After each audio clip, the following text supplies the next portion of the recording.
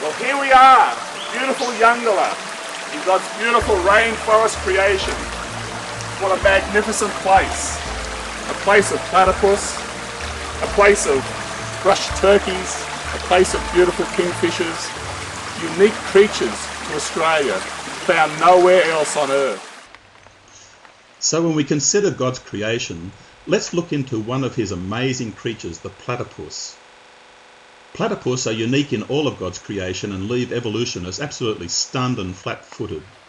Old flatfoot, which is what platypus means from the Greek platis, meaning broad, and pus meaning foot, is perfectly designed for its environment on which it depends for its survival.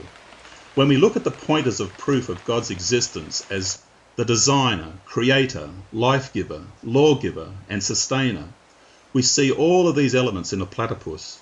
We also see how impossible it would be for a platypus to evolve. I mean, the probabilities are so far off the scale it would be impossible for a platypus to evolve. Native only to Australia, the platypus appears to be a patchwork animal to evolutionists in their frustrated efforts to try to imaginatively connect its evolution from about 5 widely differing creatures, nowhere near each other in the fanciful evolutionary tree. Platypus have a bill like a duck, but much more sophisticated, webbed feet like an otter, but which retract and have claws for digging. The males have poisonous spurs on their hind legs like a snake, and its tail is like a beaver but covered with fur and not scales. It lays eggs, but it suckles its young through secretion of milk on its underhairs. No wonder evolutionists are baffled by its existence. Platypus are an amazingly complex designed, brilliantly created monotreme mammal, given life and laws that govern its sustenance. It even bamboozles the pseudo-god of natural selection.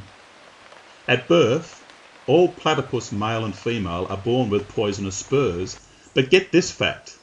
After 1 year, the female's poisonous spurs fall off. Now, think about it. If survival of the fittest is the determining regime, well, evolutionists go figure. The male uses his poisonous spurs in the August-September mating season to ward off other male platypus, and they can inject a potent poison into any predator, which causes a nasty pain. However, during courtship, the male uses his spurs gently to hold the female without injecting the poison. It is the only venomous furred animal. The crural gland produces a cocktail of venom composed of over 250 different chemicals, but with 4 major toxins. And of the 4, 3 are defensin-like proteins, or DLPs, unique only to the platypus. The different chemicals in the poison have a range of effects from lowering blood pressure to causing pain and increasing blood flow around the wound. Now please, explain to me how the platypus invented and evolved this unique poison out of 250 different chemicals? You know, is he a chemical engineer as well? What an amazing design created into life and sustained by an all-wise creator. The waterproof hair of a platypus is nothing short of extraordinary. Their outer hair is dark brown with yellowish hair on its underside. There are about 800 hairs per square millimetre. This is denser than the fur of the river otter or polar bear. It has 2 layers of hair. The top or longer layer is a shiny guard fur with a woolly short fur undercoat. The thermal qualities of the fur allow the platypus to withstand cold temperatures and extended periods in water and underground. You know, Christ said in Matthew 5 verse 36, "You cannot even make one hair white or black."